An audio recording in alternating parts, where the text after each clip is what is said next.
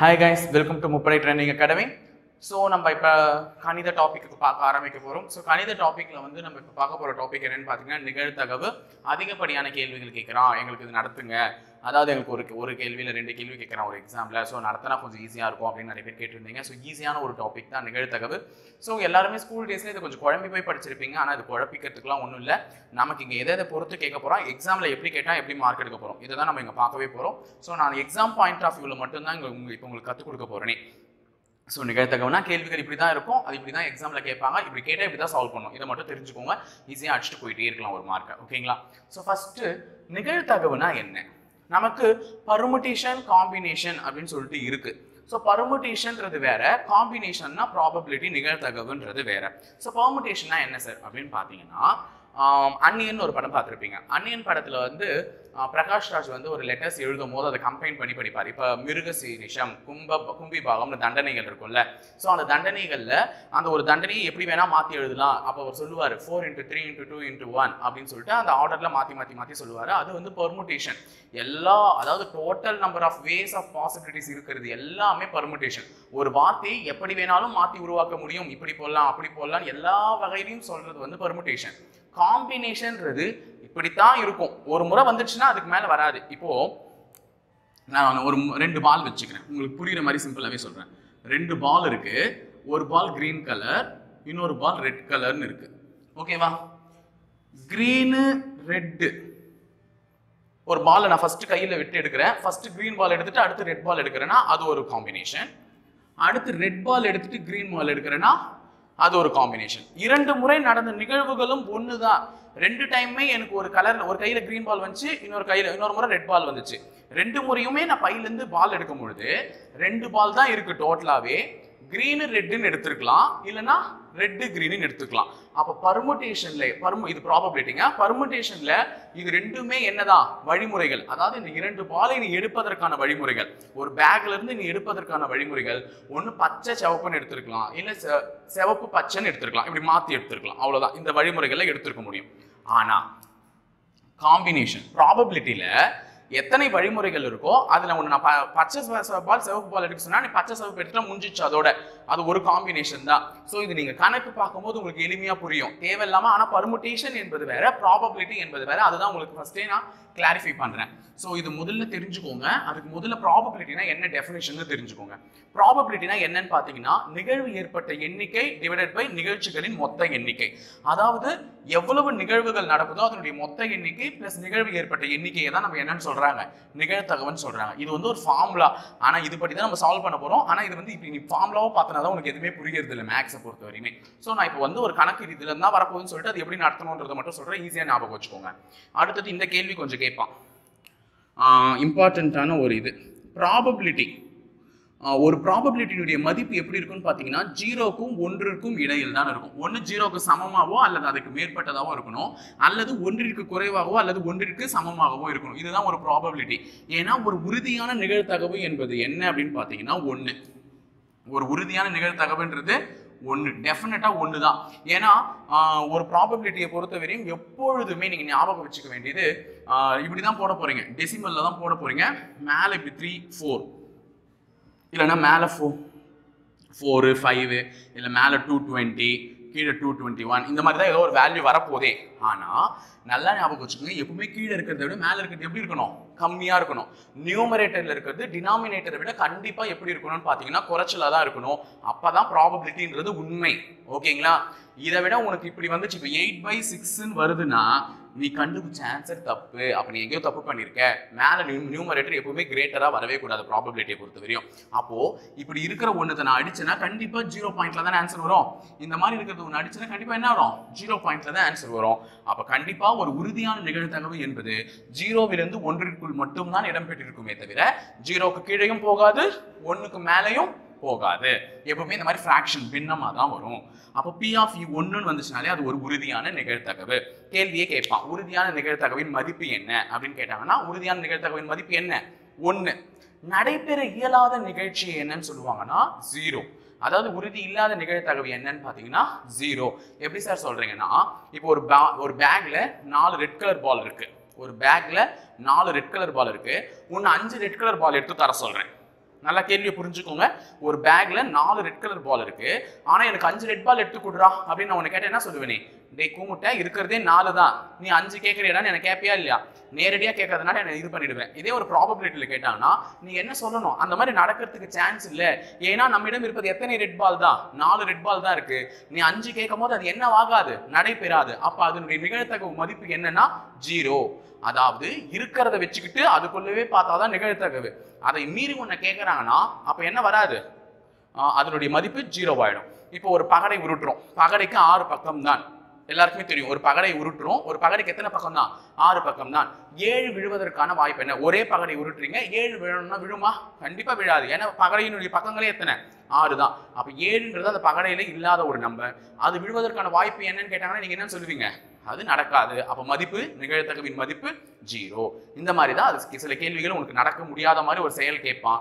அது கேட்கும் போது என்னன்னு போட்டுடணும்? 0ன்னு போட்டுடணும். ஸோ இப்போ நம்ம என்னென்னலாம் பகடையில் முக்கியம், சாரி என்னென்னலாம் வந்து ப்ராபபிலிட்டியில் முக்கியம், அதை எப்படி படிக்கணும் அப்படின்றதான் இப்போ பார்க்க போகிறோம். ஸோ டைம் வேஸ்ட் பண்ணாமல் கூட சேர்ந்து லிசன் பண்ணிடுங்க. ஸோ ப்ராபபிலிட்டி பொறுத்தவரையும் நமக்கு எந்தெந்த மாதிரியான கேள்விகள் கேட்பான், அதை எப்படி சால்வ் பண்ணணும், இதை மட்டும் ஈஸியாக சொல்லி கொடுத்துட்றேன், கவனிச்சுக்கோங்க. ஸோ ப்ராபபிலிட்டி 4 விதமான சம்பந்தப்பட்டதில் ஃபர்ஸ்ட் ஒரு பேசிக். 1 காயின், அதாவது காசு. இன்னொன்று டைஸ், பகடை. 3வது பந்து, பால். 4வது சீட், கார்ட். ஸோ இந்த 4த்தை பேஸ் பண்ணி தான் பெரும்பாலான ப்ராபபிலிட்டி கேள்விகள் இருக்க போகுது. இந்த 4த்துல இருக்கக்கூடிய கேள்விகள் வந்தால் எப்படிலாம் சால்வ் பண்ணணுன்றதை சொல்லிடுறேன். ஸோ நம்ம ரெண்டா பார்த்துலாம். ஃபர்ஸ்ட் இது 2 பார்த்துலாம். இதுல நம்ம கான்ஃபிடென்ட்டா தெளிவாயிட்டோம்னா அடுத்தடுத்து நிச்சயிட்டு கட்டலையும் பந்துலையும் நீயே தெளிவாயிடுவேன். அதனால தான் சொல்றேன். ஃபர்ஸ்ட் நம்ம காயினுக்கு போயிடலாம். ஸோ டைம் வேஸ்ட் பண்ணாம கவனிச்சுட்டே வாங்க கூட சேர்ந்து. காயின், நாணயம் அப்படின்னு எடுத்துக்கிட்டீங்கன்னா ஒரு நாணயத்துக்கு எத்தனை பக்கங்கள்? 2 பக்கங்கள். ஒரு நாணயத்தினுடைய பக்கங்கள் எத்தனை? 2 பக்கங்கள். ஸோ காயினுக்கு எப்பவுமே 2 ஃபேஸஸ் இருக்கு, 2 பக்கங்கள். ஒன்று தலை, இன்னொன்று பூ. தலைப்பூ, ஹெட்டு டைலுன்னு சொல்லுவாங்க. ஓகேங்களா? ஹெட்டு டைலு இப்படிதான் சொல்லுவாங்க. இதுதான் ஒரு காயினுடைய 2 பக்கங்கள். அப்போ நான் ஒரு காயினை சுண்டி போடுறேன், அதாவது ஒரே காயினை சுண்டி போடுறேன். அப்போ ஒரு காயினுக்கு எத்தனை பக்கங்கள்? 2 பக்கங்கள். அப்போ எனக்கு ஒன்று பூ விழலாம் அல்லது தலை விழலாம். அப்போ காயினை பொறுத்தவரை எத்தனை பக்கங்கள்? 2 பக்கங்கள். அப்போ ஒரு காயின் சுண்டி போட்டேன்னா எனக்கு 2 பக்கங்கள் தான் இருக்கு. எத்தனை காயின் சுண்டி போடுறேன்? ஒரு காயின் தான் சுண்டி போடுறேன். அப்போ 2 to the power of 1. அப்போ என்னுடைய சாம்பிள் ஸ்பேஸ் என்ன? 2. தெரிஞ்சு வச்சுக்கோங்க. இந்த 2 to the power of 1 ஏன் போடுறேன்றதை தெரியுங்க. ஒரு காயினுக்கு 2 பக்கம் தான், அதனால தான் 2. எத்தனை காயின் சுண்டி போடுறேன்? ஒரு காயின் சுண்டி போடுறேன். அப்போ 2 to the power of 1 is equal to 2. அப்போ டிவிஷன், காயின் கணக்கு கேட்டாலே டிவிஷன்ல என்ன வரும்? 2 வரும். அதாவது ஒரு காயின் சுண்டி போட்டா என்ன வரும்? 2 வரும். இதே 2 காயின் சுண்டி போடுறாங்க. ஸோ ஒரு காயினுக்கு 2 பக்கங்கள் தான். அப்போ 2. எத்தனை காயின் சுண்டி போடுறேன்? 2 காயின் சுண்டி போடுறேன். அப்போ மேலே 2. அப்போ 2 power 2 4. அப்போ டிவிஷன்ல என்ன வரும்? ஆல்வேஸ் 4. அப்போ 2 காயின் சுண்டி போடுறேன் அப்படின்னு சொன்னாலே நீ கீழே என்ன தான் போடணும்? 4. இதே 3 காயின் சுண்டி போட்டா காயினுடைய பக்கங்கள் 2, 3. எத்தனை காயின் சுண்டி போடுறேன்? 3. அப்போ 2 power 3 என்ன வரும்? 8. அப்போ டிவிஷன்ல கீழே என்ன வந்திருக்கணும்? 8. அப்போ ஒரு காயின் சுண்டி போட்டா 2 to the power of 1, 2 coin சுண்டி போட்டா 2 to the power of 2, 3 coin சுண்டி போட்டா 2 to the power of 3. Easy தாங்க.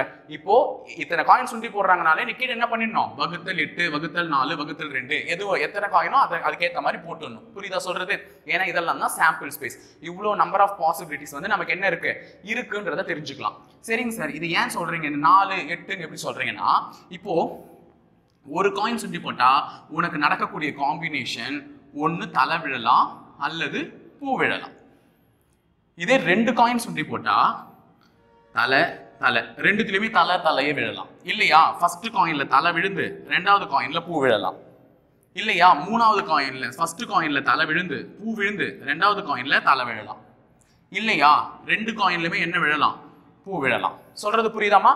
ஒரு காயின் சுண்டி போட்டா எய்தர் தலை விழுந்திருக்கலாம் இல்லைன்னா பூ விழுந்திருக்கலாம். 2 காயின் சுண்டி போடும் போது முதல்லையும் தலை விழுந்து 2வதுலயும் தலை விழுந்திருக்கலாம், இல்லைன்னா முதல்ல தலை விழுந்து 2வதா பூ விழுந்திருக்கலாம், இல்ல முதல்ல பூ விழுந்து 2வதா தலை விழுந்திருக்கலாம், இல்ல ரெண்டுத்திலுமே என்ன விழுந்திருக்கலாம்? பூ விழுந்திருக்கலாம். ஸோ அந்த 4ன்றது இந்த 4 பாசிபிலிட்டிஸ் தான். ஓகேவா? ஸோ அடுத்தது 8 சார் அப்படின்னா 3 காயின், மூணுத்துலையுமே தலை தலை தலை விழுந்திருக்கலாம் இல்லையா? 2 தலை ஒரு பூ இல்லையா? தலை பூ தலை இல்லையா? தலை பூ பூ, இந்த காம்பினேஷன் விழுந்திருக்கலாமா? முதல் காயின் 4மே தலை இருந்தா தலை தலை தலை விழுந்திருக்கலாம், இல்ல தலை தலை பூ, இல்ல தலை பூ தலை, இல்ல தலை பூ பூ. இப்போ நான் முதல் காயின்ல 4மே தலை விழ வச்சுட்டேன். அடுத்தது முதல் காயின் பூவா மாத்தினா 2மே தலை விழுந்திருக்கலாம், இல்ல இதுல தலை விழுந்து இதுல பூ விழுந்திருக்கலாம், இல்ல இதுல பூ விழுந்து இதுல பூ விழுந்து இதுல தலை விழுந்திருக்கலாம், இல்ல மூணுத்துலயுமே என்ன விழுந்திருக்கலாம்? பூ விழுந்திருக்கலாம். ஸோ இது எனக்கு பார்த்தோன்னே எழுதுறதுக்கு எனக்கு தெரியுதுன்னா நாங்கள் வந்து பைனரி கோட் நம்பர்ஸ் வச்சு கொஞ்சம் எழுதுறோம். உங்களுக்கு அப்படி வரலன்னா இதுதான் காம்பினேஷன், இந்த 8 காம்பினேஷன் தான் அது விழுந்திருக்குமே. ஸோ இதை வச்சு தான் நம்ம என்ன பண்ண போறோம்? கணக்கே போட போறோம். இது தெரிஞ்சிருந்தா தான் கணக்கு போடும்போது நமக்கு கொஞ்சம் எளிமையா இருக்கும். நான் சொல்றது புரியுதா? எளிமையா இருக்கும் இது போடும்போது தான் கணக்கு. ஸோ இதை நான் இங்கேயே எழுதாம அழிக்காம விட்டுடுறேன். இப்போ இல்லைன்னா சைட்ல எழுதி வச்சுக்கிறேன். ஓகேங்களா? ஸோ பார்க்கலாம். இதுதான் நமக்கு தெரிஞ்சிருக்கணும். இது தெரியலன்னா நம்ம என்ன பண்ண முடியாது? கணக்கே காயின் கணக்கு போட முடியாது. இப்போ அந்த 2 காயின் சுண்டி போடும்போது 3 காயின் சுண்டி போடும்போது என்னன்றது தெரியுதா? என்னென்ன விழுன்றது தெரியுதா? அவ்வளவுதான். இப்போ நம்ம கணக்குக்கு போக வேண்டியதான் காயின் கணக்குகள். பார்த்துடலாமா? ஓகே, நான் காயின் தான் சைட்ல எழுதி போட்டிருக்கேன். ஒரு காயின் வந்து சுண்டி போட்டா நமக்கு தலை விழலாம் அல்லது பூ விழலாம். 2 காயினை சுண்டி போட்டா நல்லா ஞாபகம் வச்சுக்கோங்க. 2 காயின்றது இது முதல் காயின், இது 2வது காயின். அதை தான் எழுதியிருக்கேன், அவ்வளவுதான். முதல் காயின்ல தலை விழுந்து இதுலயும் தலை விழலாம், இல்லை இதுல தலை விழுந்து இதுல பூ விழலாம், இல்லை இதுல பூ விழுந்து இதுல தலை விழலாம், அல்லது ரெண்டுத்துலயுமே என்ன விழலாம்? பூ விழலாம். ரெண்டுத்துலயுமே பூ. இங்க கரெக்டா மாத்தி எழுதிட்டு இருக்கேன், எழுதிக்கோங்க. அதான், ரெண்டுத்துலயுமே பூ விழலாம். இந்த காம்பினேஷன்ல தான் என்ன ஆயிருக்கும்? நமக்கு வந்திருக்கும். அதை தான் நம்ம என்ன பண்ண போறோம்? கண்டுபிடிக்கவே போறோம். அவ்வளவுதான். வேற ஒண்ணு நீ புதுசாலாம் என்ன பண்ணல, எழுதல. நான் இங்க வேற இதுல 3 காயின் சுண்டி போட்டிருந்தா 8 சாம்பிள் ஸ்பேஸ் வந்திருக்கும். இந்த காம்பினேஷன்ல தான் அது நமக்கு விழுந்திருக்கும். இப்ப நான் கேட்கிற கேள்வி மட்டும் பாருங்க. அதாவது 2 நாணயத்தை சுண்டி விடும் பொழுது 2 coins are tossed. ஓகேவா? 2 நாணயத்தை சுண்டி விடும் பொழுது 2 நாணயத்தை சுண்டி விடும் பொழுது 2 நாணயத்தை சுண்டி விடும் பொழுது பூ கிடைப்பதற்கான நிகழ்தகவு என்ன? பூ கிடைப்பதற்கான நிகழ்தகவு நல்லா ஞாபகம் வச்சுக்கோங்க. நிகழ்தகவு என்ன? ஈஸி தான் கேள்வி. அதாவது 2 நாணயத்தை சுண்டி ஒரு நாணயத்தை மாத்திக்கணுமா? ஒரு நாணயத்தை சுண்டி விடும் பொழுது பூ கிடைப்பதற்கான நிகழ்தகவு என்ன? அப்போ நான் ஒரு நாணயத்தை சுண்டி விடுறேன்னா ஒன்னு தலை விழலாம், இல்லைன்னா பூ விழலாம். அப்ப சாம்பிள் ஸ்பேஸ் என்ன? 2 கீழே. இந்த 2 தான் விழறதுக்கான வாய்ப்பே இருக்கு. அப்ப 2 கீழே. சோ பூ கிடைப்பதற்கான நிகழ்தகவுனா பூ எத்தனை முறைமா கிடைக்கும்? ஒரு முறை தலை கிடைச்சிச்சுன்னா ஒரு முறை பூ கிடைக்கும். அப்ப பூ ஒரு முறை தான் கிடைக்கும். அப்ப ஆன்சர் 1/2 முடிஞ்சிச்சு. அவ்வளவுதான். அப்ப இதை சுருக்கி இருந்தா 0.5 தானே வந்திருக்கும். சுருக்கிலாம் கேட்க மாட்டான், இதோட நிறுத்திட்டு இருப்பான். நான் சொல்றேன், ஒரு ப்ராபபிலிட்டி வேல்யூ 0ல இருந்து 1க்குள்ள தான் வரும். வந்துடுச்சா? அவ்வளவுதான். சோ அப்போ ஒரு நாணயத்தை சுண்டி விழும்பொழுது பூ கிடைப்பதற்கான நிகழ்தகவு 1/2. அவ்வளவுதான், முடிஞ்சிச்சு. 2 சாம்பிள் ஸ்பேஸ் தான் வரும். அப்போ ஒரு நாணயம் சொன்னாலே வகுத்தல் என்னதான் வரணும்? 2 நாணயம் சொன்னா வகுத்தல்ல 4, 3 நாணயம் சொன்னா வகுத்தல் என்ன வரணும்? 8 வரணும். இதை புரிஞ்சுக்கோங்க. அவ்வளவுதான். இப்போ கேள்வி மாத்துறேன். 2 நாணயங்களை சுண்டி விடும் பொழுது 2 பூ கிடைப்பதற்கான நிகழ்தகவு என்ன? 2 பூ கிடைப்பதற்கான நிகழ்தகவு என்ன? நல்லா ஞாபகம் வச்சுங்க. 2 நாணயத்தை சுண்டி விடும் பொழுது 2 பூ கிடைப்பதற்கான நிகழ்தகவுன்னு கேட்டிருக்காங்க. 2 நாணயத்தை சுண்டி விடணும்னா நமக்கு எத்தனை சாம்பிள் ஸ்பேஸ் வரணும்? 4. அப்போ வகுத்தல்ல 4. எத்தனை பூ வரணுமா? 2 பூ வரணுமா? இங்க பாருங்க, இது 2மே தலை. இதுல ஒரு பூ தான் இருக்கு, இதுலயும் ஒரு பூ தான் இருக்கு. அப்ப 2 பூமே வரணும்னா எத்தனை முறை தான் வரும்? ஒரே முறை தான் வரும். அப்ப ஆன்சர் 1/4. ஆன்சர் என்ன? 1/4. அவ்வளவுதான், முடிஞ்சிச்சு. அப்ப 2 நாணயத்தை சுண்டி விழுந்து போது 2 பூ கிடைப்பதற்கான நிகழ்தகவு என்னன்னு கேட்டானா 1/4 முடிஞ்சிருச்சு. இப்போ இதே கேள்வி நான் மாத்துறேன். கேள்வி மாத்தி தான் இப்ப கத்துக் கொடுக்க போறேன். அதே 2 நாணயத்தை சுண்டி விடும் பொழுது ஒரு பூ மட்டும் கிடைப்பதற்கான, நல்ல ஞாபகம் வச்சுக்கோங்க, ஒரு பூ மட்டும் கிடைப்பதற்கான நிகழ்தகவு என்னன்னு கேட்கிறான். எப்படி? 2 நாணயத்தை சுண்டி விட்டுறீங்க, ஒரே ஒரு பூ மட்டும் கிடைக்கணும். சோ நான் 2 நாணயத்தை சுண்டி விடணும்னாலே சாம்பிள் ஸ்பேஸ் வகுத்தல் என்ன வரணும்னு சொல்லிட்டேன்? 4 வரணும்னு சொல்லிட்டேன். ஏன்னா 4 பாசிபிலிட்டிஸ் இருக்கு. அவன் நம்மள கேள்வி என்னமா கேட்கிறான்? ஒரே ஒரு பூ தான் வரணும். இப்ப ஃபர்ஸ்ட் காம்பினேஷன்ல பாருங்க, இது 2மே என்ன? தலை. அப்ப அதுல பூ இல்ல. லாஸ்ட் பாருங்க, 2 பூ இருக்கு. ஆனா அவன் நம்மள கேட்கறது என்ன? ஒரே பூ மட்டும் கேட்கிறான். அப்ப அதுவும் இல்ல. இதுல இருக்கா 2வது காம்பினேஷன், தலை பூ. அப்போ ஒரு பூ அதில் விழுந்திருக்கும், இங்க பூ தலை, அப்போ ஒரு பூ அதில் விழுந்திருக்கும். அப்போ அந்த மாதிரி காம்பினேஷன் எத்தனை இருக்குன்னா இது ஒன்று இது ஒன்று, ரெண்டே காம்பினேஷன் தான் இருக்கு. அப்போ 2/4. இதை அடிக்கலாமா? இதை அடிச்சா என்ன வரும்? 1/2. Answer over. அப்போ ஆன்சர் 1/2. கேள்வி புரியுதா? இரண்டு நாணயத்தை சுண்டி விடும்பொழுது ஒரே பூ மட்டும் கிடைப்பதற்கான நிகழ்த்தகவுனா ஒரே பூ இதுல தான் கிடைக்கும். அப்ப எழுதி முடிச்சிட்டேன். இதே கேள்வியை கொஞ்சம் விசித்திரமா அவன் கேட்பான். விசித்திரம்னா ரொம்பலாம் இல்லை. இப்போ இரண்டு நாணயத்தை சுண்டி விடுறீங்க, குறைந்தது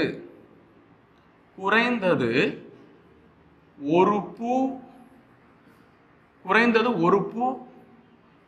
கிடைப்பதற்கான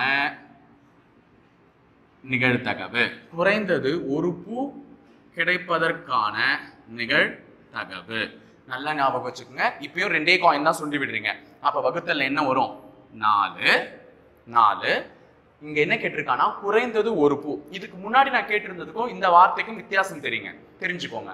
இதுக்கு முன்னாடி நான் சொன்னது ஒரே பூ மட்டும் அப்படின்னா ஒரே பூ தான் விழுந்திருக்கணும், அதுக்கு மீறி விழுந்தே இருக்க கூடாது. ஆனா இங்க என்ன கேட்டிருக்கேன்? குறைந்தது ஒரு பூ. அட்லீஸ்ட் ஒரு பூவாவது இருக்கட்டும்டானா 2 பூ இருந்தா கூட ஓகே தான். புரியுதா சொல்றது? அட்லீஸ்ட் கொஞ்சமாவது சாப்பிடானா. இப்ப வீட்டுல உங்ககிட்ட அம்மா கெஞ்சுறாங்க, அட்லீஸ்ட் கொஞ்சமாவது சாப்பிட்டுறாத அப்படின்னா என்ன அர்த்தம்? அது மொத்தமே உனக்கு தான், கொஞ்சமாவது என்ன பண்ண தின்னுன்ற மாதிரி அர்த்தம்.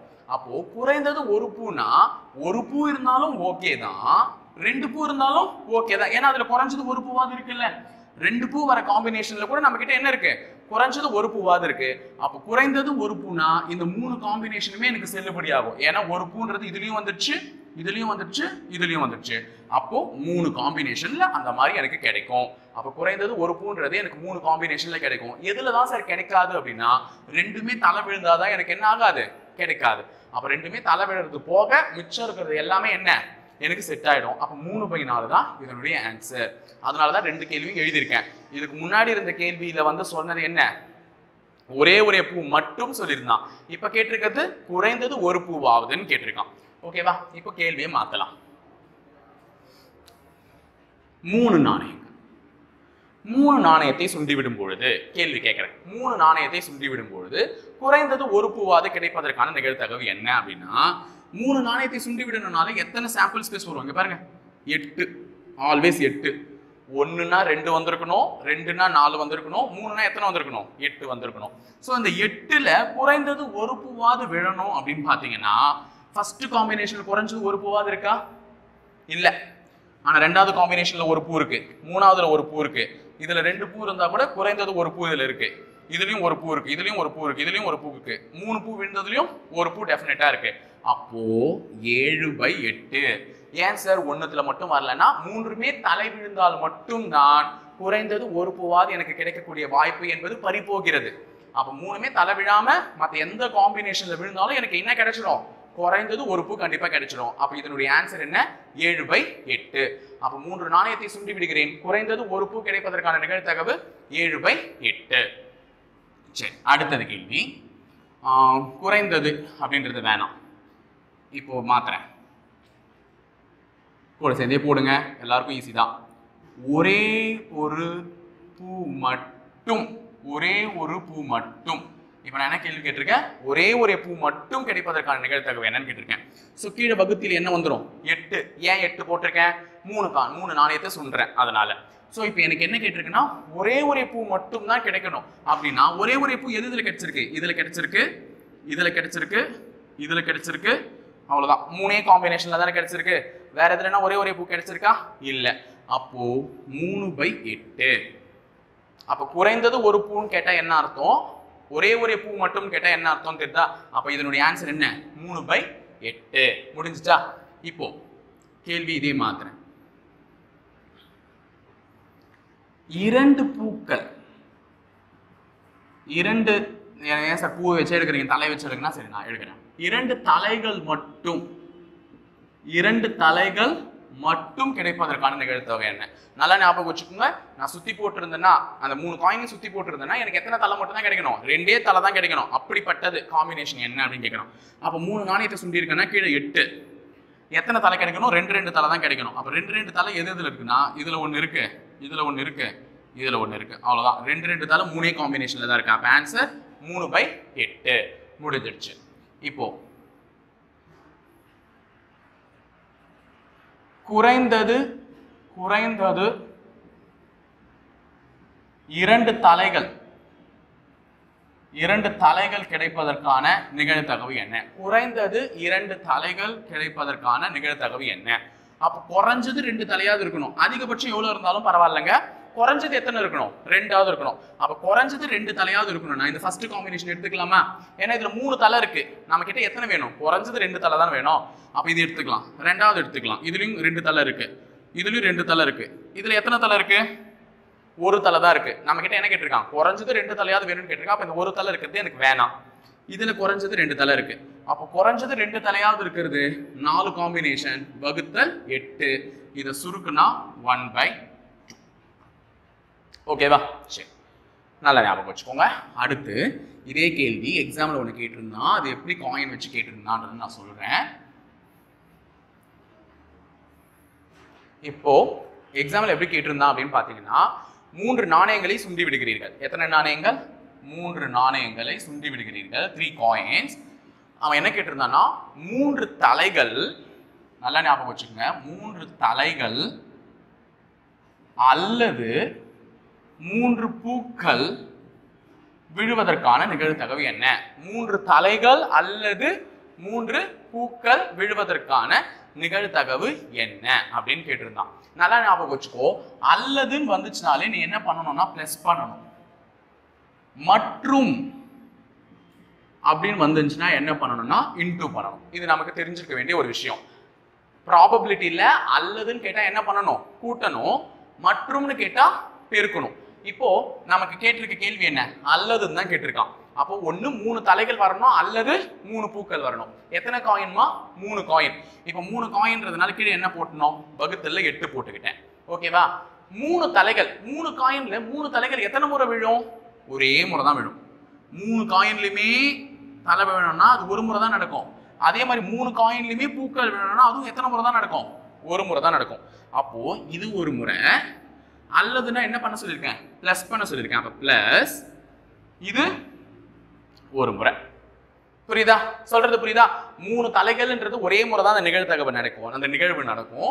3 பூக்கள்ன்றதும் ஒரே முறை தான் அந்த நிகழ்வு நடக்கும். அல்லதுன்னு கொடுத்துருக்கிறதுல நான் என்ன பண்ணிட்டேன்? பிளஸ் பண்ணிட்டேன். அப்போ 1 + 1 2/8 அடிச்சா 1/4 முடிஞ்சிச்சா? இது அல்லது வரும்பொழுது. இதே கேள்வி அவன் மற்றும் வச்சு கேட்டிருந்தா எப்படி போடணுன்றத சொல்லிடுறேன். மற்றும் வச்சு கேட்டிருந்தா 3 காயினை சுண்டி போடுறேன், 8. 3 தலை மற்றும் 3 பூக்கள் விழணும்னா 3 தலை ஒரு முறை விழும், 3 பூக்கள் ஒரு முறை விழும். அப்போ 1 × 1 1/8. அப்போ 1/8. ஓகேவா? 1/8. இதுதான் காம்பினேஷன். ஸோ இது ஈஸியா முடிச்சுட்டு போயிடலாம். இது உங்க கணக்கு இப்படி முடிஞ்சிச்சு. இப்போ அடுத்து பகடை கணக்கு. இது காயின்ஸ் வச்சு முடிச்சிட்டோம். இப்போ பகடை கணக்கு. பகடை கணக்கு எப்படின்றத பார்க்கலாம். இது புரிஞ்சுக்கிட்டா பகடை எல்லாம் ஈஸி தான். போயிடலாங்களா? ஓகே. ஸோ அடுத்தது பகடை.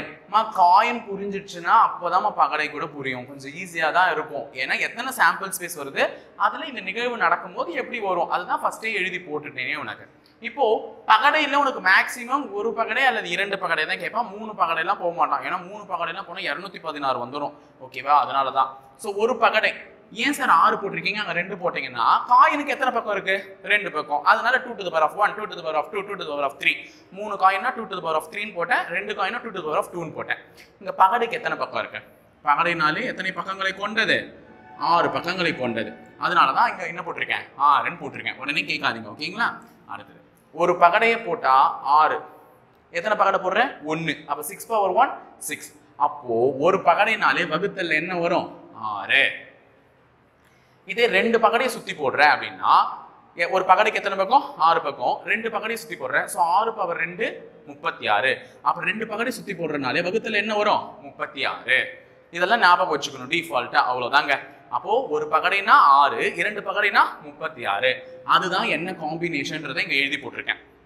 இப்போ ஒரு பகடைனா 1 2 3 4 5 6 இதுதான் விழுந்திருக்கும். 2 பகடைனா இவ்வளோ காம்பினேஷன், இந்த 36 காம்பினேஷன் தான் விழுந்திருக்கும். அதாவது முதல் பகடையில் 1 விழும் போது இரண்டாவது பகடையில் 1 விழலாம், 2 விழலாம், 3 விழலாம், 4 விழலாம், 5 விழலாம், 6 விழலாம். அல்லது முதல் பகடையில் 2 விழும் பொழுது இரண்டாவது பகடையில் 1 2 3 4 5 6 எது வேணா விழலாம். அப்ப இந்த மாதிரி தான் 36 காம்பினேஷன் என்ன வந்திருக்கும், இந்த 2 பகடையை சுத்தி போடும்போது வந்திருக்கும். சரி, இப்ப கேள்வி என்ன கேட்பான்னா, நமக்கு 2 பகடையை சுத்தி போட்டா 36 காம்பினேஷன், ஒரு பகடையை சுத்தி போட்டா எத்தனை காம்பினேஷன், 6 காம்பினேஷன். இப்ப கேள்வி, ஒரு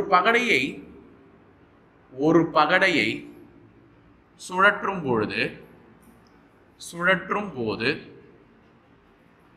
இரட்டைப்படை எண்கள், நல்லா ஞாபகம் வச்சுக்கோங்க, இரட்டைப்படை எண்கள்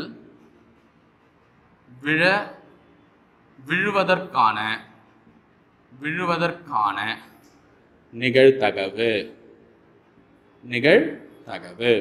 நல்ல ஞாபகம் வச்சுக்கோங்க, ஒரு பகடையை சுழற்றும் போது இரட்டைப்படை எண்கள் விழுவதற்கான நிகழ்தகவு. அப்ப ஒரு பகடை சுத்தும் போது நமக்கு வகுத்தல் என்ன வரும்னு சொல்லிட்டேன், 6. ஒரு பகடையை சுத்தி போடுறேன், அப்ப 6, அந்த 6 நம்பர்ல தான் ஏதோ ஒரு நம்பர் விழ போகுது. எனக்கு எந்த நம்பரா விழணுமா, எனக்கு விழுந்தா இரட்டைப்படை எண் தானே வேணும், ஒற்றைப்படை எண்லாம் வேணாம். அப்ப 6 நம்பர்ல எத்தனை இரட்டைப்படை எண்கள்மா இருக்கு, 2ன்றது ஒரு இரட்டைப்படை எண், 4ன்றது ஒரு இரட்டைப்படை எண், 6ன்றது ஒரு இரட்டைப்படை எண். அப்போ எனக்கு எத்தனை இரட்டைப்படை எண்கள் வேணும்னா 3 இரட்டைப்படை எண்கள் விழும். அப்ப அந்த 6 முறை நான் சுத்தி போட்டேன்னா எனக்கு எத்தனை தான் விழும், 3 தான் விழும். அப்ப இதை அடிச்சா 1/2, ஆன்சர் 1/2.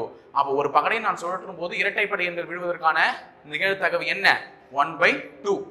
இதே அங்க ஒற்றைப்படைன்னு கேட்டிருக்கான், என்ன பண்ணுவீங்க சார், ஒற்றைப்படைன்னு கேட்டா என்ன சார் பண்றது கேட்பீங்க. ஒற்றைப்படைன்னு கேட்டிருந்தா அதே ஆன்சர் தான். ஏன், நம்ம கிட்ட எத்தனை ஒற்றைப்படை எண்கள் இருக்கு, 1 இருக்கு, 3 இருக்கு, 5 இருக்கு. அப்போ ஒரு பகடை தான் சுழற்ற, வகுத்தல் 6 வந்திருக்கும். எத்தனை ஒற்றைப்படை எண்கள் விழுன்னு பாத்தீங்கன்னா 3 ஒற்றைப்படை எண்கள் தான் விழும். அப்போ 3/6, 1/2, அதே தான் ஆன்சர். ஓகேவா, கேள்வி எப்படி கேட்டாலும் உஷாராயிடுங்க.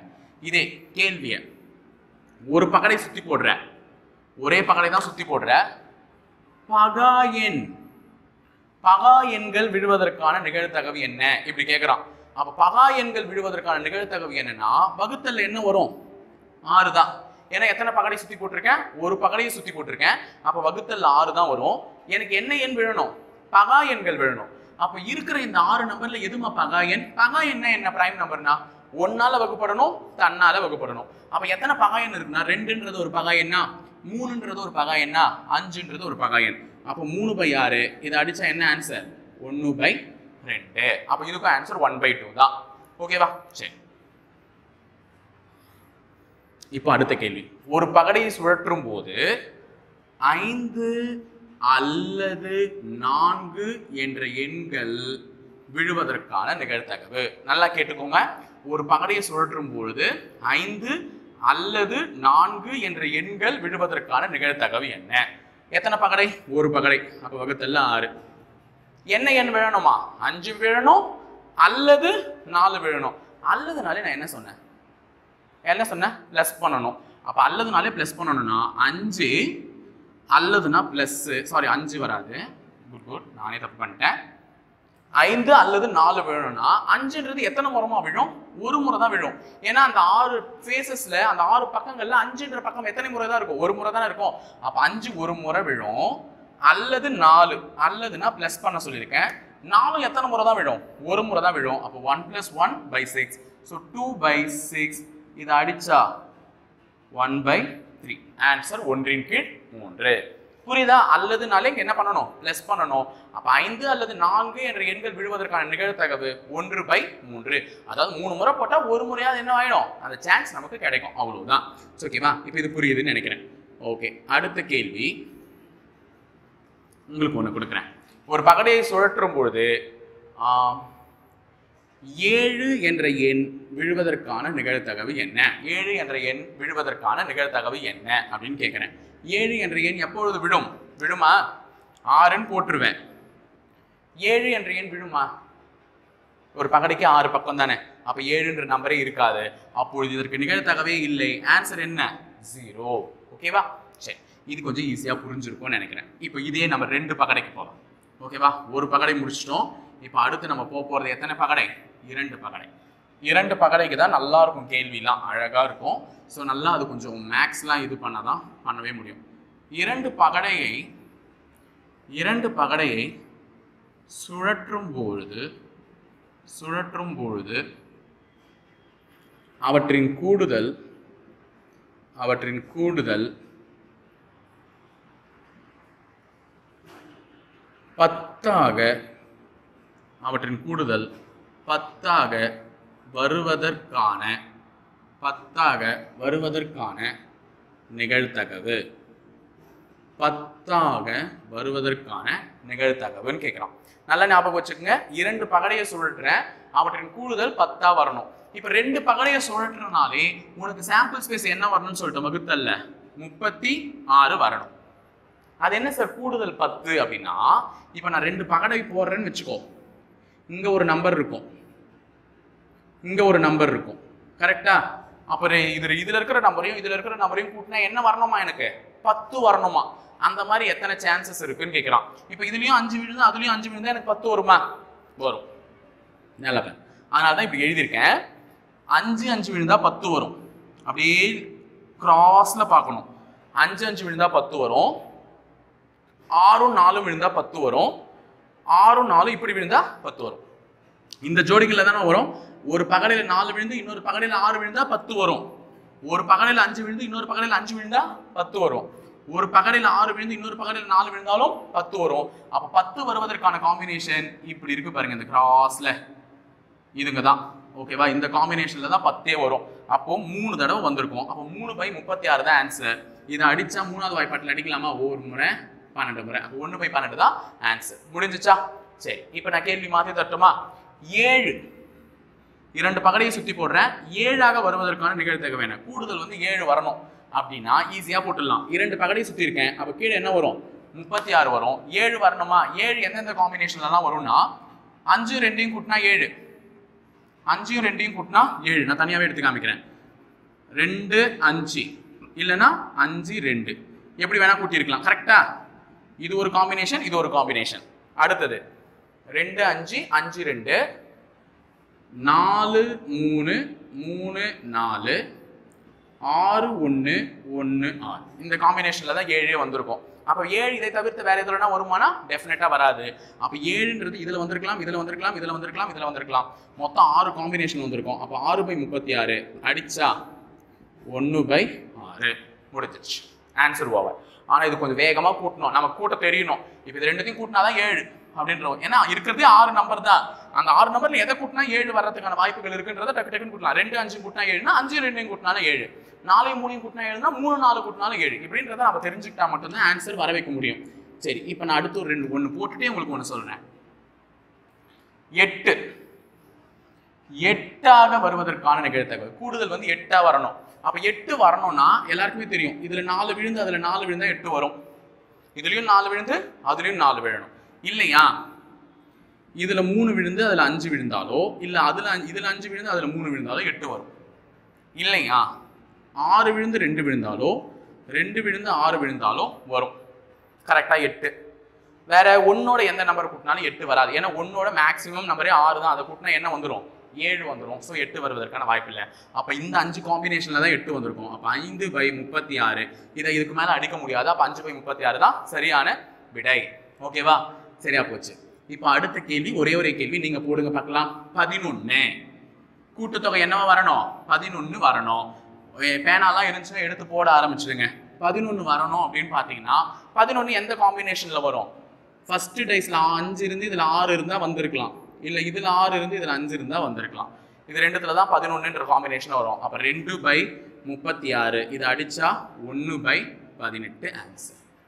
இதே 12ன்னு சொல்லியிருந்தேன்னா 6/6 காம்பினேஷன்ல மட்டும் தான் வந்திருக்கும். அப்போ 36 1 முடிஞ்சிச்சு. அவ்வளவுதான் ஆன்சர். 1/36 தான் ஆன்சர். ஸோ பகடை கணக்கு ஈஸி தான். அது 2 பகடையா கேட்கட்டும், ஒரு பகடையா கேட்கட்டும், எப்படி கேட்டாலும் ஈஸி தான். ஓகேவா? அதனால டோன்ட் கன்ஃபியூஸ். ஸோ இப்படிலாம் கன்ஃபியூஸ் பண்ணிக்கிட்டீங்கன்னா ஈஸியாக முடிகிற ஒரு கணக்கு கூட நம்ம என்ன பண்ணுவீங்க? தூரமா துரத்திட்டு தான் போவீங்க. அப்போ பகடைன்றது பார்த்தோன்னே சொல்லிட்டேன், இத்தனை சாம்பிள் ஸ்பேஸ் வரும். அப்போ 2 பகடைனா கீழே 36 வரும், ஒரு பகடைனா கீழே 6 வரும். அதை வச்சு என்ன கேட்கறானோ அதை டக்கு டக்குன்னு போட்டு போயிட்டே இருக்க வேண்டியது தான். ஸோ அடுத்தது பார்க்கலாமா? இது பகடை. இன்னும் நமக்கு கார்ட்ஸ் சீட்டு கட்டு இருக்கு. அடுத்தது சில வார்த்தைகள்ல கேட்டால் எப்படி கேட்கலாம், அடுத்தது பந்தில் கேட்டால் எப்படி கேட்கலாம். ஸோ உனக்கு அடுத்தது ஒரு வார்த்தையை வச்சு நான் சொல்லிடுறேன். ஏன்னா வார்த்தைகள் தான் ஈஸி.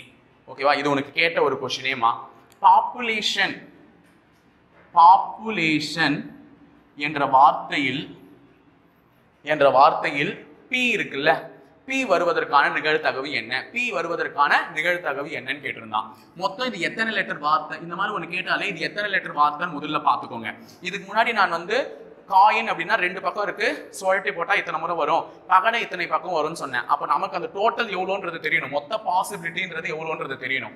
அப்போ மொத்த பாசிபிலிட்டி தெரியணும்னா இந்த மாதிரி ஒரு வார்த்தை கொடுத்து இதுல இருந்து இந்த லெட்டர் வந்தா எத்தனை முறை அப்படின்னு கேட்கறாங்கன்னா முதல்ல எத்தனை லெட்டர்ன்றது எண்ணிக்கங்க. 1 2 3 4 5 6 7 8 9 10. அப்போ இது ஒரு 10 லெட்டர் வார்த்தை. எனக்கு என்ன லெட்டர் தான் வேணும், பீன்ற லெட்டர் மட்டும் தான் வேணும். பி எத்தனை முறை இருக்கு, 2 முறை இருக்கு. அப்ப 2/10 ஆன்சர் 1/5. ஓகேவா? இதே இப்ப நான் ஒரு கேட்கிறேன், அரகன்ஸ். அரகன்ஸ் இதுல எனக்கு ஏ வருவதற்கான நிகழ்தகவு என்ன அப்படின்னு கேட்கறாங்கன்னா கீழே எத்தனை லெட்டர் வார்த்தையோ அதை போட்டுக்குங்க. 1 2 3 4 5 6 7 8 9 லெட்டர் வார்த்தை. எனக்கு எது வரணும், ஏ மட்டும் வரணும். ஏ எத்தனை முறை இருக்கு, 2/9. அப்ப ஆன்சர் 2/9. ஓகேவா? இதே என்ன கேட்கலாம், கோவர்டி. இது வந்து ஒரு கீபோர்டு வெரைட்டி. இது கேட்கறான். இப்போ எனக்கு இதில் வவ்வல்ஸ் வருவதற்கான நிகழ்தகவு என்ன, வவ்வல்ஸ்னா ஆங்கில உயிரெழுத்துக்கள் வருவதற்கான நிகழ்தகவு என்ன. இப்போ 1 2 3 4 5 6 6 இருக்கு வார்த்தை. எனக்கு என்ன வரணும், வவ்வல்ஸ் வரணும். இதுல எத்தனை வவ்வல்ஸ் இருக்கு, ஈன்றது மட்டும்தான் வவ்வல்ஸ். அப்போ 1/6. கோவர்டியை வந்து 1/6 அப்படின்னு போடலாம். இப்போ ஹேண்ட்ஸம், ஹேண்ட்ஸம் இப்படி எழுதுறாங்க. இதுலயும் எனக்கு வவ்வல்ஸ் வரணும், அதற்கான நிகழ்தகவு சொல்லுங்க அப்படின்னு கேட்டா 1 2 3 4 5 6 7 8 வவ்வல்ஸ் தான் வரணும்னா எத்தனை வவ்வல்ஸ் இருக்கு, ஏன்றது ஒரு வவ்வல், ஓன்றது ஒரு வவ்வல், ஈன்றது ஒரு வவ்வல். அப்ப 3/8 தான் இதனுடைய மதிப்பு. புரிஞ்சுச்சா? அப்ப இதுதான் ஆன்சர். இப்படிதான் கேட்டா ஒரு கேள்வியை போடணும். போடலாமா? அடுத்தது நம்ம வந்து எதுக்கு பார்க்கலாம்னா சீட்டு கட்டு பார்க்கலாம், ஈஸியா புரிஞ்சுக்கலாம். போலாமா? அடுத்தது என்னடா பொம்மைலாம் போட்டு வச்சிருக்கான்னு நினைக்காதீங்க, சீட்டு கட்டு. ஸோ நமக்கு சீட்டில் எத்தனை சீட்டு இருக்கும், 52 சீட்டு இருக்கும். ஒரு சீட்டு கட்டில் மொத்தம் 52 சீட்டுகள் இருக்கும். அதனுடைய விலாவரியை தான் நான் இங்கே எழுதி போட்டிருக்கேன், வேற ஒன்றும்லாம் எழுதி போடல. உடனே பார்த்தோன்னே பயந்துடாதீங்க. ஸோ நமக்கு சீட்டு கட்டில் முதல்ல எத்தனை ரெட் கலர் கார்டு இருக்கும், அதாவது சிவப்பு நிற அட்டைகள் எத்தனை இருக்கும் அப்படின்னு பார்த்தீங்கன்னா 26 இருக்கும். சிவப்பு நிற அட்டைகள் எத்தனை இருக்கும், 26. கருப்பு நிற அட்டைகள் எத்தனை இருக்கும்னு பார்த்தீங்கன்னா 26. ஓகேங்களா? சிவப்பு நிற அட்டைகள் எது எது, கருப்பு நிற அட்டைகள் எது எதுன்றதை தெரிஞ்சுக்கோங்க. முதல்ல இதுல என்னென்ன ஷேப்ஸ் இருக்கு, சீட்டு கட்டுல என்னென்ன ஷேப்ஸ் இருக்கு. டைமண்ட் இருக்குமா, வைரன் ஷேப். ஹார்ட் இருக்கும், இதயம். ஸ்பேடுன்னு ஒரு ஷேப், அதாவது வெத்தலையை கவுத்து போட்ட மாதிரி இருக்கும், ஒன்று திராட்சை மாதிரி இருக்கும், அது கிளப். அப்போ இந்த 4 ஷேப் தான் நமக்கு சீட்டு கட்டுல இருக்கும். ஒன்று டைமண்ட், ஹார்ட், ஸ்பேடு, கிளப். ஒன்னொன்னுலயும் எத்தனை கார்டு இருக்கும்னா 13 கார்டு இருக்கும். ஒவ்வொரு ஷேப்லயும் நமக்கு எத்தனை கார்டு இருக்கும், 13.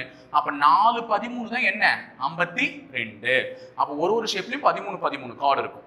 ஸோ அந்த 13 கார்டுல என்னென்ன இருக்கும் அப்படின்னு பாத்தீங்கன்னா 2ல இருந்து 10 வரை இருக்கக்கூடிய எண்கள் இருக்கும். எல்லாருமே சீட்டு விளையாடி இருப்பீங்க, இல்லைன்னா பார்த்தாவது இருப்பீங்க. 2ல இருந்து 10 வரை இருக்கக்கூடிய எண்கள் கண்டிப்பா இருக்கும். அப்ப 13 கார்டுல 2 3 4 5 6 7 8 9 10. அப்போ 9 கார்டு இந்த எண்களை கொண்டது. மிச்சம் 4 கார்டு என்னன்னா ஏஸ் 1, கிங் 1, குயின் 1, ஜாக் 1. அதாவது ஏஸ், ராஜா, ராணி, ஜாக் இவங்கெல்லாம் இருந்திருப்பாங்க. ஓகேவா? அப்போ 13 கார்டு இந்த கார்டு தான். அதுதான் நான் வந்து விலாவரியா எழுதி போட்டிருக்கேன். ரொம்ப பெருசா எழுதி போட்டலாம் நினைக்காதீங்க. நம்ம கிட்ட 4 ஷேப் இருக்கு, ஒவ்வொரு ஷேப்லயும் 13 கார்டு இருக்கு.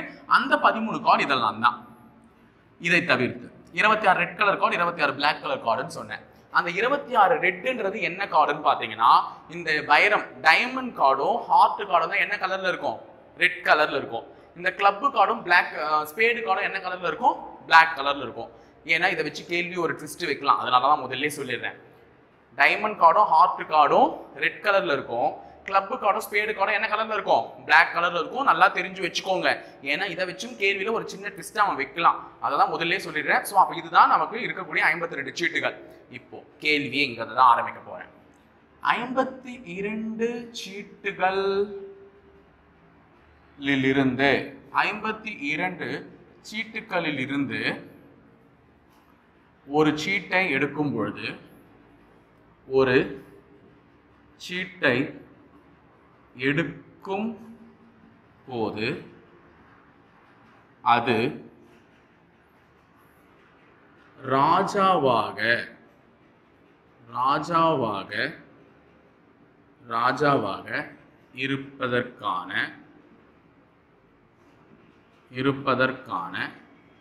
நிகழ்தகவு என்ன? கேள்வி விதமா கேட்பான். 52 சீட்டுகளில் இருந்து ஒரு சீட்டை எடுக்கிறாய், அது ராஜாவாக இருப்பதற்கான நிகழ்தகவு என்ன அப்படின்னு கேட்கிறான். சோ 52 சீட்டுனா அப்ப டிவிஷன்ல என்ன வரும்? 52. ஏன் 52? டோட்டலா நம்ம கிட்ட எத்தனை கார்டு இருக்கு? 52. சார் பகலில் தான் 36 போட்டீங்க, நம்ம கிட்ட 36 இருக்குன்னா அது உருட்டி போட நமக்கு எத்தனை வரும்? 36 வரும். ஆனா இந்த சீட்டுல நான் உருட்டி போட போறேன். டோட்டலா 52 கார்டு எடுக்க போறேன், கார்டை வைக்க போறேன், அவ்வளவுதான். அப்போ மொத்தம் 52 சீட் இருக்கு. அப்ப டிவிஷன்ல 52 வரணும். இப்ப மேல என்ன வரணும்ன்றதுதான் மேட்ரி. நமக்கு என்ன கேட்டிருக்கான்? ஒரு சீட்டை தான் எடுக்க சொல்றான். அந்த ஒரு சீட்டு என்னவா இருக்கணுமா? ராஜாவா இருக்கணுமா? நம்ம கிட்ட மொத்தம் எத்தனை ராஜாமா இருக்காங்க? ஸ்பேட்ல ஒரு ராஜா, கிளப்ல ஒரு ராஜா, டைமண்ட்ல ஒரு ராஜா, ஆர்ட்ல ஒரு ராஜா. அப்ப நம்ம கிட்ட எத்தனை ராஜா இருக்காங்கன்னா 4 ராஜா. அதனால தான் கீழே எழுதி போட்டிருக்கேன். 4 ராஜா, 4 queen, 4 king, 4 ace, 4 king, 4 queen, 4 jack. இந்த 2ல இருந்து 10 வரை இருக்கக்கூடிய அனைத்து எண்களுமே கூட எப்படி இருக்கும்? 4 இருக்கும். ஏன்னா எல்லாத்துலயும் ஒன்னு இருக்கு இல்ல. சோ 4. அப்ப கிட்ட நம்ம கிட்ட மொத்தம் எத்தனை ராஜா இருக்காங்க? 4 ராஜா இருக்காங்க.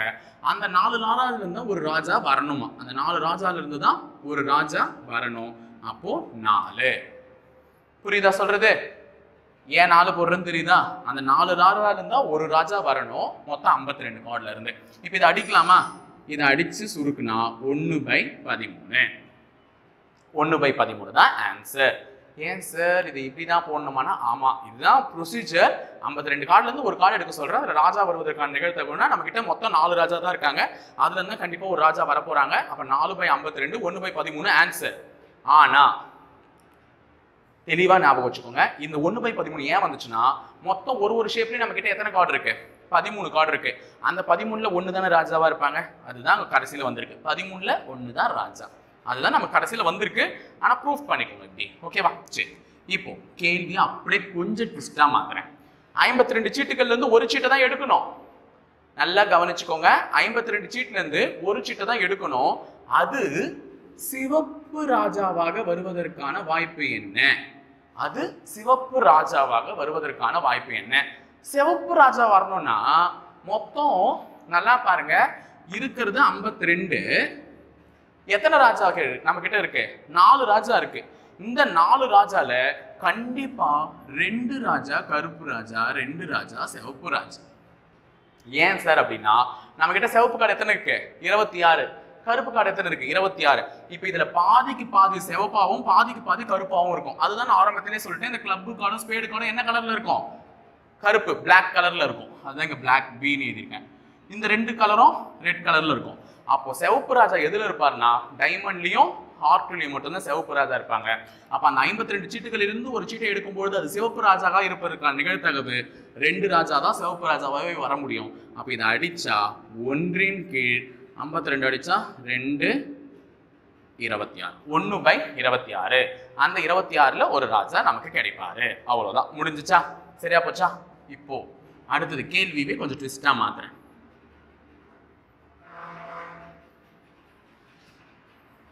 52 சீட்டுகளில் இருந்து ஒரு சீட்டை எடுக்கும் பொழுது அது இதயத்தில் உள்ள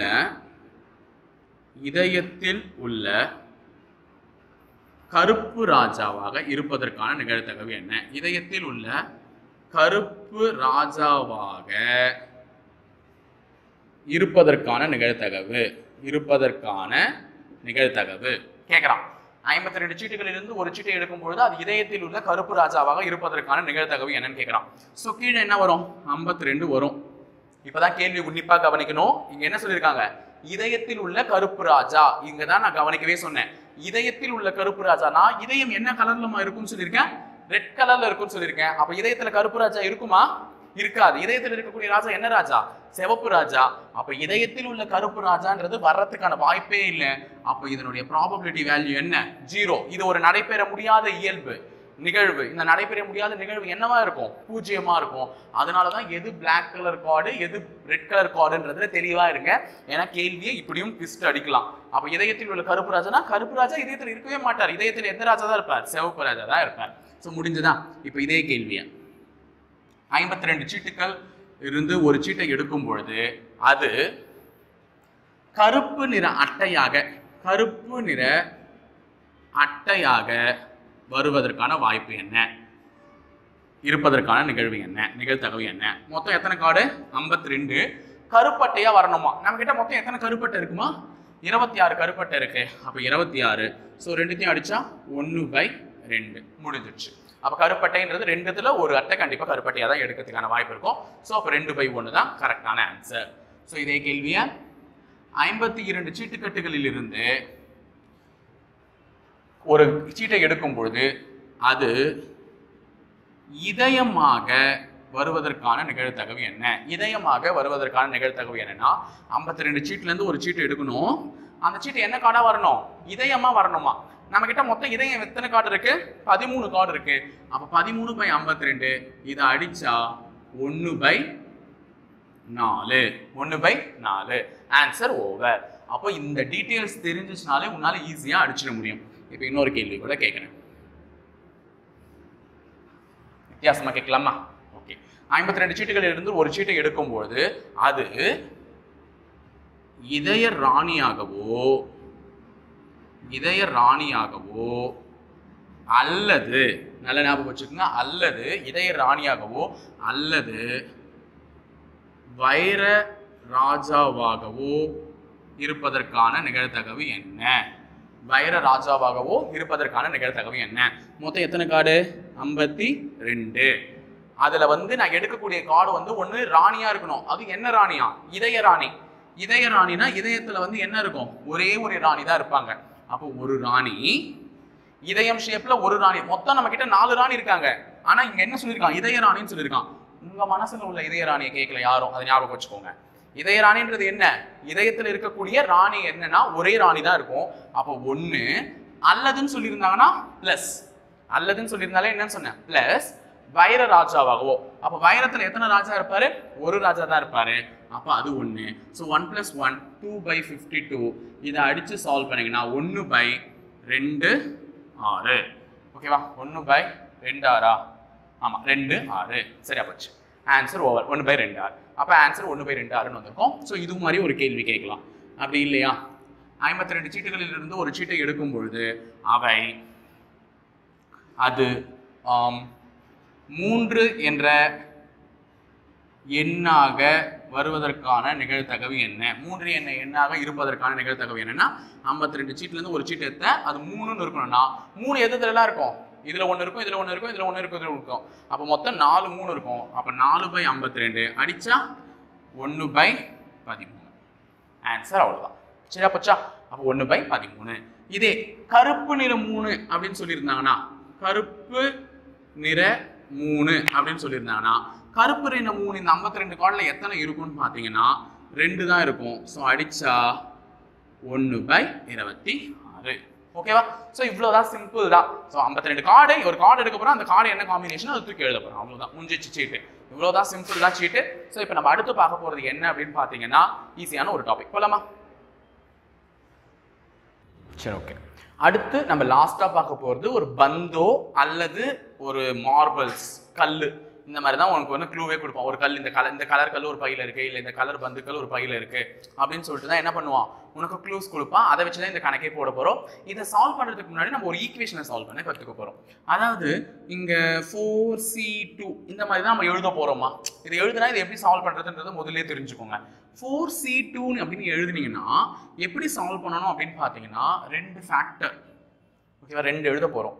இந்த 4 கீழே என்ன இருக்கு, 2ன்னு இருக்கு.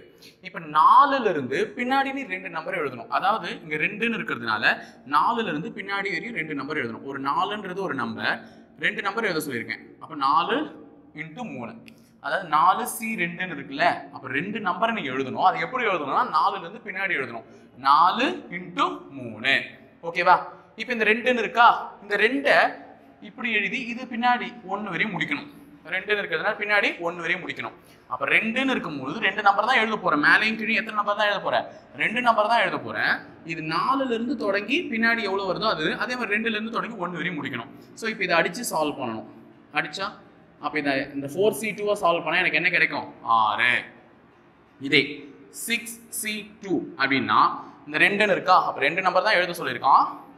கீழே 1 into 2, அந்த 2 நம்பர்னா 1 into 2. அப்போ 2 6லேருந்து பின்னாடி 2 நம்பர் எழுதணும். அப்போ 6 5, இதை அடித்தா 3, அப்போது 3 5s are 15. கீழே தான் 1 இருக்குல்ல, அப்படியே விட்டுட வேண்டியதுதான். இப்போ 12C4 இப்படி கொடுத்துருக்கானா 12லேருந்து 4 நம்பர் பின்னாடி நோக்கி எழுதணும். அப்போ 12 into 11 into 10 into 9, 4 நம்பர் இங்கே எழுதணும் கீழே. 1 2 3 4. அப்போ 3 4 12 ஹட்சில் நம்ம டைரெக்டாக 3 4 12 இதை அடிக்கும் பொழுது 5வது வாய்ப்பாடு. ஓகேவா, ஹட்சில்லாம். அப்போது 9 5 45, 45 11 பெருக்குனா 45 11 பெருக்குனா 5 9 4. ஸோ 495. அப்போ 12C4 சால்வ் பண்ணால் என்ன வந்திருக்கும்? 495 வந்திருக்கும். ஸோ ஒரு ஈக்குவேஷன் கொடுத்தா இப்படி தான் சால்வ் பண்ணணும். லாஸ்ட்டாக ஒன்று சால்வ் பண்ணி காமிக்கிறேன். 5C3ன்னு கேட்டாங்கன்னா 5 into 4 into 3, 3 நம்பர் எழுத சொல்லியிருக்கோம். So 5 into 4 into 3. கீழே எது வரையும் எழுதணும்? 1 into 2 into 3, 3 வரையும் முடியுதா? அப்போ 1லேருந்து தொடங்கி 3 வரையும் எழுதிக்கும். 3க்கு 3 கேன்சல், இது 2 முறை. So I2 10, answer 10. இப்படி தான் சால்வ் பண்ணணும். இது தெரிஞ்சால் தான் இந்த கணக்கு போடுறதுக்கு கொஞ்சம் சுலபமாக இருக்கும். ஏன்னா நம்ம எழுத போகிறது ஈக்குவேஷன்ஸ் இந்த மாதிரி தான். இப்போது எப்படின்றத நான் சொல்கிறேன். ஒரு பேக் இருக்குது, அந்த பேக்குள்ளே எத்தனை கலர் பந்துகள் இருக்குது? 5 சிவப்பு பந்துகளும் 3 பச்சை பந்துகளும் இருக்குது. அப்போ ஒரு பையில் 5 சிவப்பு பந்துக்கள் 3 பச்சை பந்துக்கள் இருக்குது. இப்போ அவன் ஒன்று பந்து எடுக்க சொல்கிறான். அந்த பைக்குள்ளே கையை விட்டு பந்து எடுன்னு சொல்கிறான். இப்போ ஒரு கண்டிஷன் கொடுக்குறேன். ஒரு பந்தை எடுக்க வேண்டும், ஒரு பந்தை எடுக்க வேண்டும், ஒரு பந்தை எடுக்க வேண்டும். அது சிவப்பு நிற பந்தாக இருப்பதற்கான நிகழ்தகவு என்ன? சிவப்பு நிற பந்தாக இருப்பதற்கான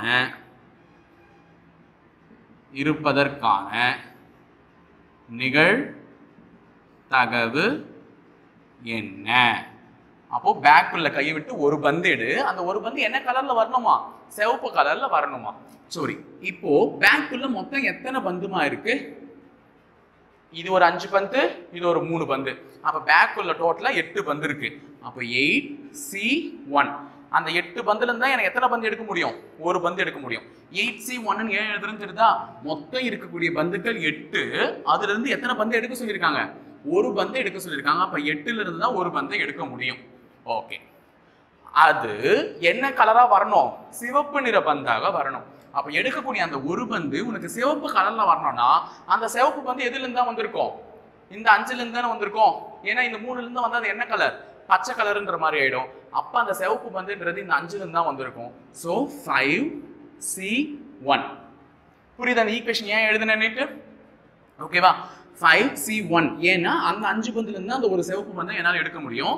டோட்டலா அந்த 8 பந்துல இருந்து என்னால் ஒரு பந்து எடுக்க முடியும். அப்ப கீழே டினாமினேட்டர்ல 8 பந்துல இருந்து ஒரு பந்தை என்னால் எடுக்க முடியும். அந்த ஒரு பந்து எதுல இருந்தா எடுக்க முடியும்? 5 சிவப்பு பந்துல இருந்தா எடுக்க முடியும். அப்ப இதை சால்வ் பண்ண ஆன்சர்.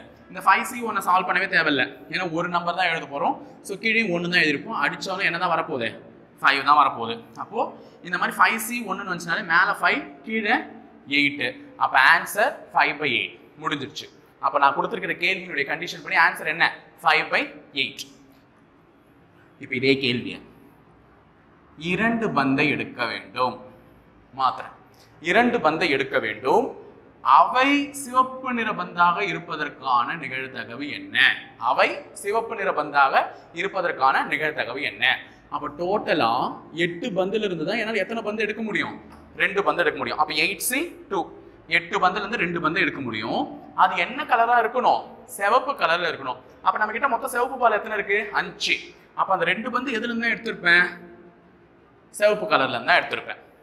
பைக்குள்ள கையை விட்டு நான் பார்க்க போறதில்ல. பார்த்து எடுனா டக்குனு தான் சிவப்பு எடுத்து கொடுத்துட்டு இருப்பேன். நான் அப்படி ஒன்றும் உன்னை பார்க்க சொல்லலை. கையை அப்படியே கண்ணை மூடிட்டு எடுக்கும் போது அந்த 8 பந்துல இருந்தா உன்னால ஃபர்ஸ்ட் பால் எடுக்க முடியும். ஸோ 8 பந்துல இருந்து 2 பந்துகளை எடுக்கிறேன். அவை என்ன கலர்ல வரணும்? சிவப்பு கலர்ல வரணும்னா அந்த சிவப்பு கலர்ன்றது இந்த 5 பந்துல இருந்தா எடுக்க முடியும். அப்போ 5C2. ஸோ இதை சால்வ் பண்ணலாமா? 5 × 4 டிவைடட் பை 1 × 2. 5 × 4 divided by 1 × 2. ஏன்னா 5C2 இப்படி தான் எழுத சொன்னேன். 2 நம்பர் எழுத சொன்னேன் 5ல இருந்து பின்னாடி நோக்கி. அப்போ 5 × 4 divided by 1 × 2 whole thing divided by 8C2 எப்படி சால்வ் பண்ணலாம்? 8 × 7 டிவைடட் பை 1 × 2. 8 × 7 divided by 1 × 2. இதை மேலே எழுதியிருக்கேன், இதை கீழே எழுதியிருக்கேன். இப்போ இந்த 1 × 2 இந்த 1 × 2 டைரெக்டாக கேன்சல் பண்ணிடுறேன். கேன்சல் பண்ணிவிட்டு 5/4 டிவைடட் பை 8/7 ஒரு முறை 2 முறை, அப்போ 5/14. ஆன்சர் என்ன? 5/14. முடிஞ்சிச்சா? இப்போ அடுத்த கேள்வி போலாமா? அடுத்தது ஈஸி தான், பார்த்துடலாம். 3 பந்தை எடுக்க சொல்றேன். சும்மா ஆமா எதனா ஒரு க்ளூ கொடுப்பான், நம்ம படிச்சுட்டு புரிஞ்சா போதும். 3 பந்தை எடுக்க வேண்டும். அவை பச்சை நிற பந்தாக இருப்பதற்கான நிகழ்தகவு என்ன? இப்படி கேட்கிறான். பச்சை நிற பந்தாக இருப்பதற்கான நிகழ்தகவு என்ன? எத்தனை பந்து எடுக்க சொல்றாங்கம்மா? 3 பந்து எடுக்க சொல்றாங்க. அந்த 3 பந்து இருந்து டோட்டல் தானே எடுக்கணும். அப்ப 8C3 மேல 3மே என்ன கலர்ல இருக்கணும்? பச்சை கலர்ல இருக்கணும். நம்ம கிட்ட பச்சை எத்தனை தான் இருக்கு? 3 தான் இருக்கு. அப்ப அந்த 3த்துல இருந்தா நம்மளால எடுக்க முடியும். அப்ப 3C3. ஓகேவா? சரி, இப்போ இதை சால்வ் பண்ணுங்க. 3 னா 3 × 2 × 1 டிவைடட் பை 1 × 2 × 3 டிவைடட் பை 3 முறை எழுதியிருக்கேன். ஓகேவா? 3 × 2 × 1 டிவைடட் பை 1 × 2 × 3. அடுத்தது 8 × 7 × 6 டிவைடட் பை 1 × 2 × 3. ஓகே, சரி. நான் இதை இப்போ சால்வ் பண்ணா 3க்கு 3 கேன்சல் ஆகும், 2க்கு 2 கேன்சல் ஆகும், 1க்கு 1 கேன்சல் ஆகும். எல்லாத்தையும் கேன்சல் பண்ணிட்டு என்ன தெரியுமா போடுவீங்க? 0 சார் போட்டீங்கன்னு வச்சுக்கோ. தப்பு. எல்லாம் அடிஞ்சு போச்சுன்னா அங்கே என்ன இருக்கிறதா அர்த்தம்? 1 இருக்கிறதா அர்த்தம். இப்போ இதை சால்வ் பண்ணுங்க. 2க்கு 3 6 டைரக்டாக கேன்சல். 2 3 6 கேன்சல் பண்ணிட்டேன். 8 7 என்னம்மா? 42. அவ்வளோதான் ஆன்சர். 8 7 எவ்வளோ? 56மா? 56. அவ்வளோதான். அப்போ 1 கீழ் 56 தான் இதனுடைய பதிலாக இருந்திருக்கணும். ஓகேவா? சரி, இப்போ இதே கேள்வி கொஞ்சம் விசித்திரமாக கேட்குறேன். யார் பதில் சொல்கிறீங்கன்னு பார்க்கலாம். விசித்திரம்னு முதலே சொல்லிட்டேன், பார்க்கலாம் யாரை தான் கரெக்டாக சொல்கிறீங்க. இப்போ 4 பந்து எடுக்க சொல்கிறேன். 4 பந்தை எடுக்க சொல்லி அவை பச்சை நிறமாக வருவதற்கான நிகழ்தகவு என்னன்னு கேட்குறேன். இப்போ எத்தனை பந்து எடுக்க சொல்லியிருக்கேன்? 4. அப்போ மொத்தமாக 8 பந்துல இருந்தால் 4 பந்தை எடுப்பேன். அந்த 4மே என்ன கலரில் இருக்கணும்? பச்சை கலரில் இருக்கணும். ஆனால் நம்ம கிட்ட பச்சை பால் எத்தனை இருக்குமா? 3 பால் தான் இருக்கு. அந்த 3ல இருந்து உன்னால 4 பால் எடுக்க முடியுமா பச்சை கலர்ல? கண்டிப்பா எடுக்க முடியாது. அப்ப இதற்கான நிகழ்தகவு வேல்யூ என்னன்னா 0. நிகழ்தகவு என்ன? 0. முடிஞ்சிச்சு, அவ்வளவுதான். இது நடக்க முடியாத ஒரு செயல். அப்ப அதுக்கு வந்து என்னதான் வரும்? 0. இப்ப லாஸ்டா இதுல ஒரு மாடல் அல்லது மற்றும் அதை வச்சு சொல்லித்தரேன். இப்போ 3 பந்தை எடுக்க வேண்டும். அவைகளில் 2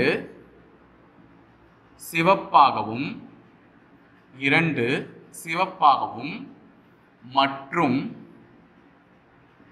1 பச்சையாகவும் இருப்பதற்கான நிகழ்தகவு என்ன? நல்லா ஞாபகம் வச்சுக்கோங்க. 3 பந்தை எடுக்க சொல்றேன். அதுல 2 கலர் என்ன வரணும்? சிவப்பு வரணும். 1 என்ன வரணும்? பச்சையா வரணும். இப்போ அதே தான் கான்செப்ட்ல எந்த சேஞ்சும் இல்லை. மொத்தம் 8 பந்து இருக்கு. 8ல இருந்து எத்தனை பந்து எடுக்க சொல்றேன்? 3 பந்து எடுக்க சொல்றேன். 8C3. ஆனா முன்ன ஒரே கலர்ல எடுத்துக்கூடுன்னு சொன்னேன். நான் இப்போ என்ன சொல்றேன்? டேய் எடுறா, ஆனா 2 கலர் என்ன எடுத்துரு? சிவப்பா எடுத்துரு. ஒரு பந்து மட்டும் என்ன கலர்ல எடு? கிரீன் கலர்ல எடுன்னு சொல்றேன். அப்ப சிவப்பு பந்து சிவப்புல எடுக்க முடியும், பச்சை பந்தை பச்சையில தான் எடுக்க முடியும். ஸோ இப்போ நம்மளுக்கு எத்தனை சிவப்பு பந்து எடுக்க சொல்லியிருக்காங்க? 2 சிவப்பு பந்து எடுக்க சொல்லியிருக்காங்க. அப்போ 5C2 இந்த 5 சிவப்பு பந்து இருந்தா என்னால 2 சிவப்பு பந்து எடுக்க முடியும். பச்சை பந்து எத்தனை கேட்டிருக்காங்க? 1. அப்போ 3 பச்சை பந்துல இருந்தா என்னால ஒரு பச்சை பந்தை எடுத்து கொடுக்க முடியும். 3C1. இந்த நடுவுல என்ன சார் பண்ணணும்? அதுதான் இங்க கேள்வி. இங்க என்ன வார்த்தை இருக்கு? மற்றும் இருக்கு. மற்றும் இருந்தா பெருக்கல், அல்லதுன்னு இருந்தா கூட்டல். இது தெரிஞ்சுக்கோங்க. அல்லதுனா கூட்டல், மற்றும்னா பெருக்கல். அப்ப இங்க மற்றும் கொடுத்துருக்கான். அப்ப இது ரெண்டுத்தையும் என்ன பண்ண போறோம்? நம்ம பெருக்க போறோம். அவ்வளவுதான் வித்தியாசம்.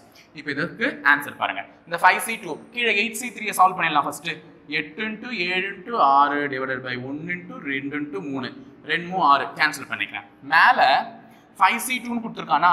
அப்ப 5 × 4 டிவைடட் பை 1 × 2 2ன்னு கொடுத்ததுனால 2 நம்பர் எழுதிக்கிறேன். டிவைடட் பை 3C1 னா 3/1. அப்ப இதை சால்வ் பண்ணா இது 2 முறை. 2 10 10 × 3 டிவைடட் பை 8 7 56. அப்போ 30 டிவைடட் பை 56. இதையும் அடிக்கலாம்ல. எந்த டேபிள் அடியுமா? 2 டேபிள்ஸ்லயும் அடிச்சுக்கோங்க. 30 வந்து 2 டேபிள்ஸில் 15 முறை, 56 வந்து 2 டேபிள்ஸில் 28 முறை. ஓகே, 28 முறை அவ்வளோதானே? ஆமாம், இதுக்கு மேலே அது வராதுன்னு நினைக்கிறேன். குட், முடிஞ்சிடுச்சு. 28 முறை, 28 தான் 56 வரும் கூட்டினா. Okay good. அப்போ 15/28 தான் இதனுடைய பதிலாக இருந்திருக்கணும். ஓகேவா? ஸோ அப்போ மற்றும் கொடுத்தாங்க, என்ன பண்ணணும்? நீ பெருக்கணும். ஓகேவா? இந்த ஒரு கேள்வி, இது ஒரு மாடல். இதே ஆமாம் அண்டுன்னு கொடுத்துருந்தா, ஓகேவா? அண்டு மற்றும் தான் அண்டு, சாரி. இதே அவன் அல்லதுன்னு இந்த இடத்துல கொடுத்துருக்கான். மற்றும் எடுத்துட்டு அல்லதுன்னு கொடுத்துருந்தா என்ன பண்ண சொன்னேன்? ப்ளஸ் பண்ண சொன்னேன். அதே ஈக்குவேஷன் 8லேருந்து 3 பால் எடு, அதில் 2 சிவப்பு பால், ஒரு பச்சை பால், எல்லாம் அதே. ஆனால் இங்கே என்ன பண்ணணும்? ப்ளஸ் போட்டுக்கணும், அவ்வளோதான். இப்போ இதே ஈக்குவேஷன் 8 × 7 × 6 டிவைடட் பை 1 × 2 × 3, 2 3 6 கேன்சல் பண்ணிக்கிறேன். 5 × 4 டிவைடட் பை 1 × 2 ப்ளஸ் 3/1 2. அப்போ 10 + 3 டிவைடட் பை 56, 13/56 அடிச்சா 1/4. அவ்வளோதான் ஆன்சர். 1/4. வித்தியாசம் தெரியுதா? அல்லதுன்னு கேட்டால் ப்ளஸ் பண்ணணும், மற்றும் கேட்டால் பெருக்கல் பண்ணணும். அவ்வளோதாங்க. ஸோ ப்ராபபிலிட்டியை பொறுத்தவரையும் இந்த மாதிரி கணக்குகள் தான் உனக்கு கேட்பான். பெரும்பாலும் உனக்கு காயின்ஸ் வந்துடும், டைசஸ் வந்துடும், அடுத்தது என்ன வந்துடும்? சீட்டுக்கட்டு வந்துடும். ஸோ பந்துகள் கேட்கறதுக்கும் வாய்ப்புகள் இருக்கு. ஸோ பந்துகளும் இந்த மாதிரி தான் கேட்டிருப்பான். ஸோ கொஞ்சம் எடுத்து ஒர்க் அவுட் பண்ணி பாருங்க, நிறுத்தி நிதானமாக ஈஸியாக சால்வ் பண்ணிடலாம். ஒரு கஷ்டமே இல்லை என்னை பொறுத்தவரையும் ப்ராபபிலிட்டிலாம். ஸோ ஈஸியான ஒரு டாபிக் தான். ஸோ இதை பார்த்துட்டே இருங்க. அடுத்தடுத்து நம்ம டைம் அண்ட் ஒர்க் பார்க்கலாம், ப்ராஃபிட் கிளாஸ் பார்க்கலாம், எல்லாத்தையுமே நான் அடுத்தடுத்து போட்டுறேன். நல்லா ப்ரிப்பேர் பண்ணிட்டு எக்ஸாம் போயிட்டு அனைவரும் காவலராக முப்படை பயிற்சி மையத்தின் சார்பாக வாழ்த்துக்கள். நன்றி.